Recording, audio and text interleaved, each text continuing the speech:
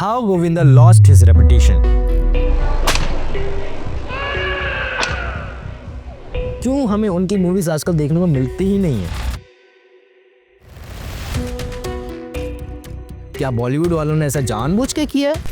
अगर एक बिजनेसमैन का भी मुझे साथ दिया गया होता, किसी ने भी मेरा साथ दे दिया होता, तो आज ऐसा ही कैसे हो गया कि गोविंदा की ही फिल्म रिलीज नहीं हो रही है, फाइनेंसर ही नहीं मिल रहा, मुझे किसी का साथ नहीं रहा। या फिर गोविंदा अपनी खुद की गलती की वजह से मार्केट में नहीं है?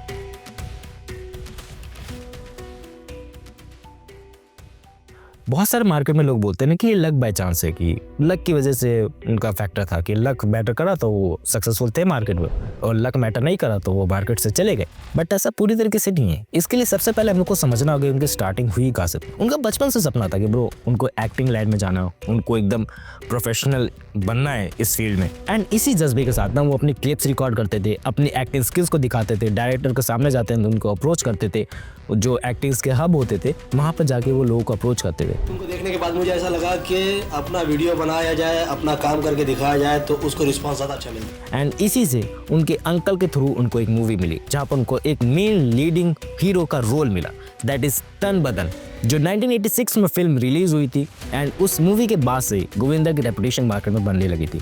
अगर मैं सेकंड मूवी की बात करूँ जो थी लव 86, इन दोनों मूवी के बाद गोविंदा को लोग जानने लगे थे, गोविंदा के एक्टिंग के लोग फैन हो गए थे, क्योंकि उनके अंदर बचपन से ही टैलेंट था बट वो टैलेंट वो कभी बाहर नहीं आ पाया। लेकिन उन मूवीज़ के थ्रू वो टैलेंट बाहर आ पाया और लोगों के अंदर उनकी जानने की क्यूरियोसिटी होगी कि भाई ये बंदा कौन है, ये बंदा कहाँ से आया, इस बंदे की हमें और मूवीज़ देखनी। और तुम लोग को जान के बहुत ज़्यादा हैरानी होगी क्योंकि उन्होंने 21 साल की उम्र में 70 फिल्म साइन कर ली थी। 70 फिल्म, जितनी उम्र नहीं उससे ज़्यादा वो फिल्में करने के ट्राई आउट कर रहे थे। उनके पास इतने सारे ऑफर्स पड़े हुए थे, बट उन्होंने फिर बाद में बहुत सारी मूवीज़ को कैंसिल भी किया। अराउंड ऑफ 35-40 मूवीज़ उन्होंने कैंसिल करी बिकॉज उनके हेल्थ पे भी बात आ रही थी, क्योंकि भाई वो एक जगह पे टिके नहीं रहते थे। यहाँ से शूटिंग खत्म हुई दूसरी जगह गए, दूसरी जगह से खत्म हुई तीसरी जगह पे गए। सो इस वजह से बहुत सारे लोगों ने उन्हें सजेस्ट किया कि उन्हें थोड़ी बहुत फिल्म कैंसिल कर देनी चाहिए। सो इस वजह से उन्होंने बहुत सारी फिल्म कैंसिल भी करी एंड क्वालिटी पर ज़्यादा ध्यान दिए। एंड 90s का एरा मैं कहूँ एकदम भरपूर था कि भाई गोविंदा नाम का कोई एक्टर आया है एंड मार्केट में उनकी रेपुटेशन बढ़ती चली गई। एंड ऐसा लग रहा था कि कोई उन्हें बीट नहीं कर पाएगा मार्केट में, और उनके अलावा कोई है भी नहीं मार्केट में। ऐसा कह लो कि भाई अगर वो उसी मुकाम पे बने रहते ना तो शाहरुख खान जैसी उनकी फैन फॉलोइंग होती, मे भी उससे बड़ी होती। एंड 90s के समय में एक ऐसा समय है जिस समय उनकी कॉमेडी पर्सनैलिटी बहुत ज़्यादा बाहर है। एंड कॉमेडी पर्सनैलिटी से हम लोग सब भी वाकिफ़ हैं कि ब्रो उनकी एक्टिंग स्किल्स कॉमेडी के हंसाने के मामले में कितनी ज़्यादा बेटर थी। अगर मैं बात करूं हीरो नंबर 1 की, राजा बाबू की, कुली नंबर 1 की, बनारसी बाबू की, भाई आज के समय भी लोग हंसते हैं उस वीडियोस को देख के। आज के समय जो वीडियोस अवेलेबल है यूट्यूब पे, उन वीडियोस को देख के लोग खुश होते हैं, उन वीडियोस को लगा के लोग खाना खाते हैं, देखते हो ना। एंड कितनी ज़्यादा एक्टिंग स्किल्स उनकी इंप्रूव थी उस टाइम पे। सो इतना पॉपुलर एक्टर, इतना बढ़िया एक्टर कैसे इररिलेवेंट हो गए। और उन्होंने जो लास्ट मूवी जो बढ़िया करी थी वो हमें लास्ट रिमेंबर होती है, that is 2006, that was partner, जो सलमान खान की वजह से उनको वो मूवी मिली थी क्योंकि उन्होंने रिक्वेस्ट करी थी आई थिंक। उसके बाद से ही उनकी मार्केट में मैं कहूँ दोबारा हाइप तो बनी, बट वो मूवी सिर्फ सलमान खान की वजह से चली थी, ना कि गोविंदा की वजह से। एंड उनकी जो डाउनफॉल की शुरुआत है ना वो 2003 में हो गई थी, जब उन्होंने बॉलीवुड से ब्रेक लेने का सोचा कि भाई 1 साल का ब्रेक लेके सोचते हैं कि भाई क्या करना है आगे।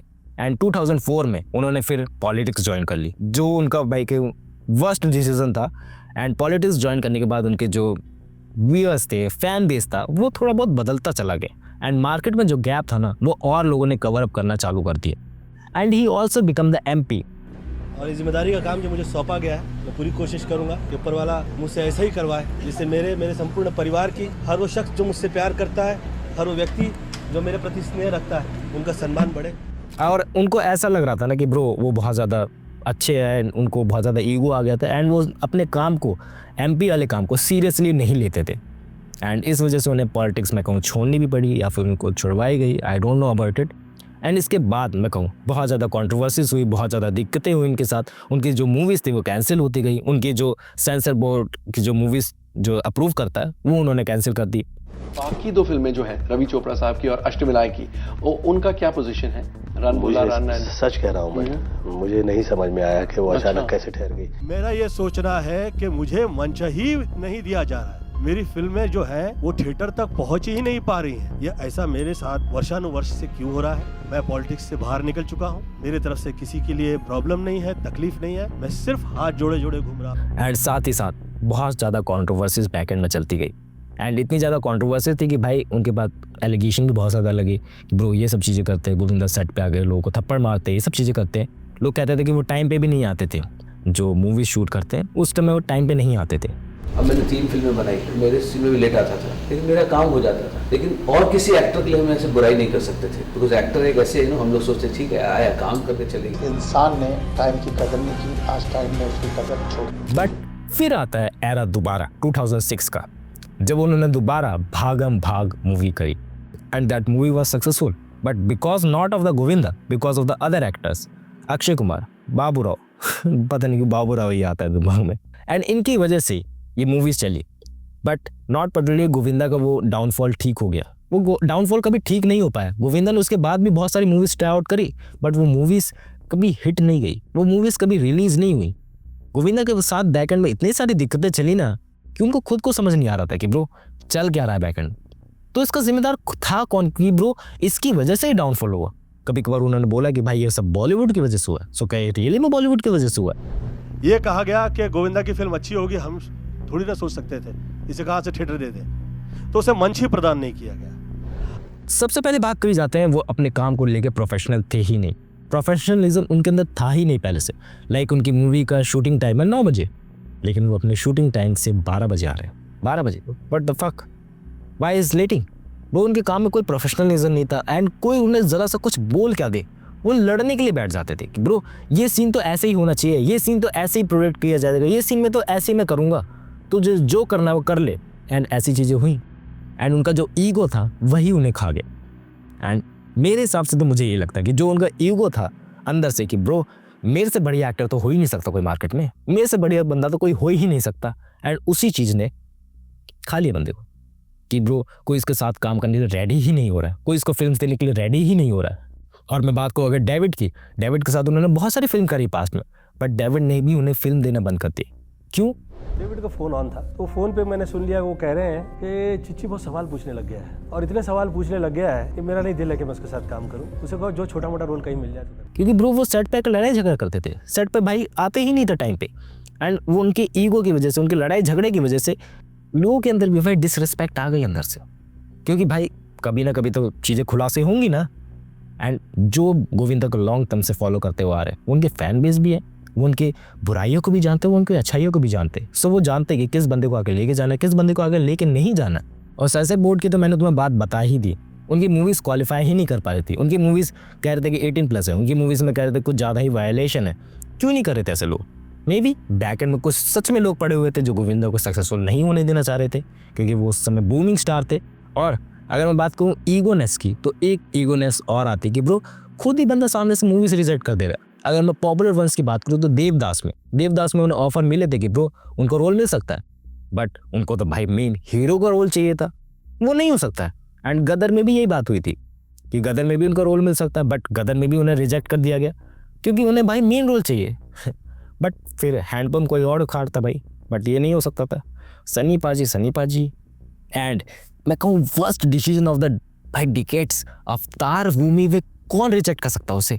अवतार मूवी से ऑफर आए थे भाई के पास कि आपने हॉलीवुड की ऑफर मिली थी बड़ी फिल्म की हीरो बनने की, उसको भी ना कर दिया था। अवतार भाई ने उसको रिजेक्ट कर दिया क्योंकि ईगो है। भाई मुझे बेटर मूवीज़ करनी है तो मैं बेटर मूवीज़ करके रहूँगा, मैं मेन रोल में रहूँगा, मैं पीछे रहूँगा ही नहीं, मैं साइड कैरेक्टर क्यों निभाऊँ? लोग मेरे नाम से मूवीज़ को जानेंगे। उनको अवतार नंबर 1 बनानी थी, वो नहीं बन पाई कभी, एंड वो रह गए पीछे हमेशा की तरह।